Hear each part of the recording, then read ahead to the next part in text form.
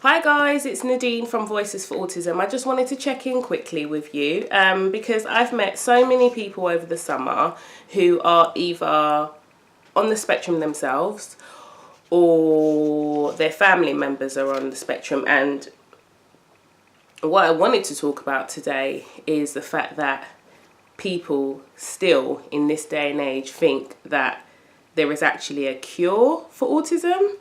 And autism is something that can be cured by prayer, exorcisms, and even bleach. Now, I have never, ever wanted to find that cure for my son. Never.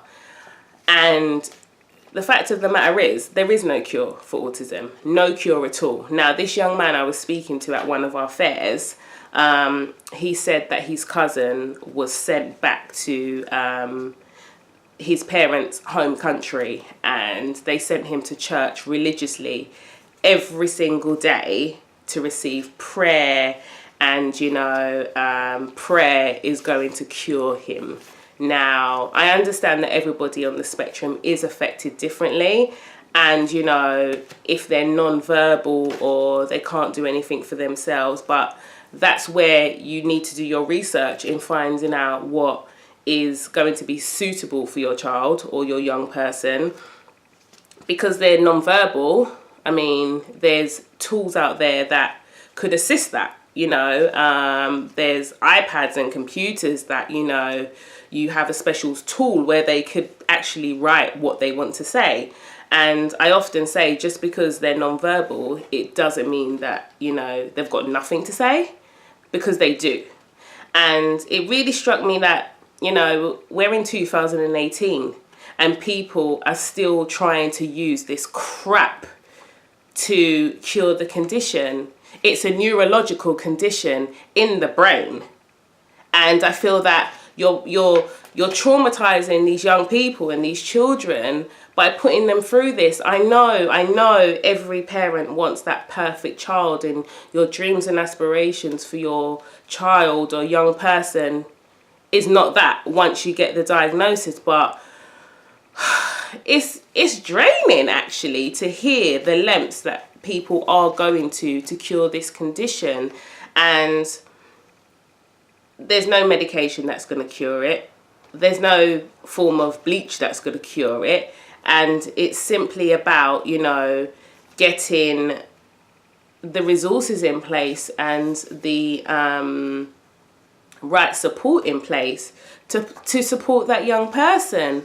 I've never looked at Tegan. And said, I wish that autism didn't exist. I've never done that, because I feel like if Tegan wasn't affected by autism in some way, then he wouldn't be Tegan. He wouldn't be that loving, fun guy, gentle giant that we all know and love, And I do understand where parents go through, their child doesn't eat or their child doesn't sleep, or they've got challenging behavior, and I get that. I totally understand that, and that's not the place that I'm coming from with Tegan, purely because autism affects everybody so differently. And, I just need for parents and carers to understand that there is no cure. Stop looking for this cure. What you need to do is ask for help. What you need to do is do your research. And I understand that every country is different and they may not have the right resources or the tools, but you need to do your work. You need to, fight.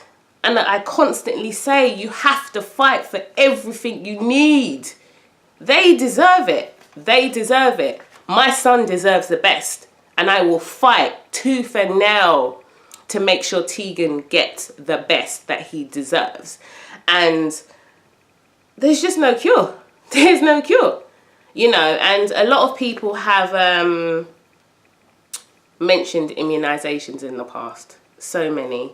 And I've had many conversations where people have blamed immunisations for their child having autism. You know, one day they were this smiling baby, and then the next, that's it, they're blank, they're not there. And for me personally, I cannot agree or disagree, because I feel as though as Tegan got older, the traits were more apparent, they were more there. And I personally don't think it's the immunisations, but that's from my personal view. And I don't disagree with parents that believe that autism is man-made. I don't disagree at all, but I don't agree because I don't feel that Tegan is living proof of that. I don't. And purely because of his traumatic birth, purely because of what the hospital staff had told me when he was born at 34 weeks. Okay, so it's not something that I would, I can really talk about. But in my personal view, in my own opinion, I'm not sure. But there are families out there who do believe that, if their child hadn't had their immunisations, they wouldn't have autism now. But yeah, it's tough. It's tough. And I feel like what Voices for Autism are doing for parents and carers is giving them that voice to share their personal views. And, there's no right or wrong answer or opinion, because everybody is living and breathing it differently. It's tough. It is tough.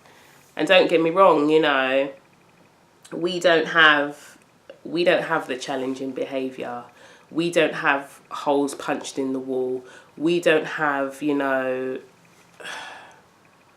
don't know, he'll only eat a certain food, or, but with Tegan, we just have to manage. We have to manage. And, I pay very close attention to Tegan, because one day he might be happy and fine, and the next day something's happened which throws him off. So I'm always very mindful of that. And I would encourage parents and carers to be mindful. If you're looking for that cure, you're wasting your time. You're actually wasting your time, because it's not there. It is not there. And, I felt really sorry for the guy, because when I was talking to him at the fair, he actually believed that you could go to church and, keep praying on it and it would just go. He was adamant, and he believed that autism could be cured via the church. And I just had to say, mate, mate, they're tricking you. They're tricking you. I've never met anyone, or read anywhere that, yeah, my autism was cured. No, we got older, we managed it, we got the right support in place, we had the right resources, and that's not to say it's going to work forevermore, but we'll keep trying. That's what you do. You don't give up. So, yeah, it's tough. It's tough. And you're tricking people into thinking that if I pour bleach down my child's throat and mess up their insides and their well-being, that all is well. No, stop it. Stop it. Anyway, I could see myself getting a little irate, and I just wanted to talk about it, really, because there's not a cure, and we just need to be realistic and really support our children and young people with what is actually going to benefit them. And, saying that it's juju or witchcraft or whatever is not going to help the situation. You just need to tap in what resources are available and make them as well-rounded and independent as they possibly can. But yeah, thanks for listening, and See you sometime soon. See ya.